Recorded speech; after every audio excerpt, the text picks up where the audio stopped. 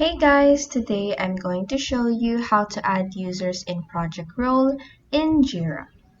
Let's get started. First, go to Jira and log in your account. This action will lead you to your dashboard where you will click on your selected project. In this new tab containing your project, click on this three-dot icon next to your project's name to open this drop-down menu. In here, you're going to click on the Add People option.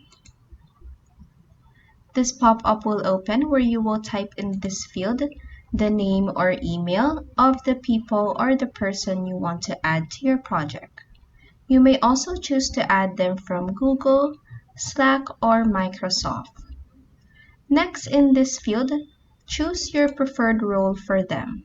They can be an administrator, a member, or a viewer. Lastly, just click on Add down here to save your changes. And that is how you can add users in project role in Jira. If this video helped you, please like and subscribe for more helpful tutorials.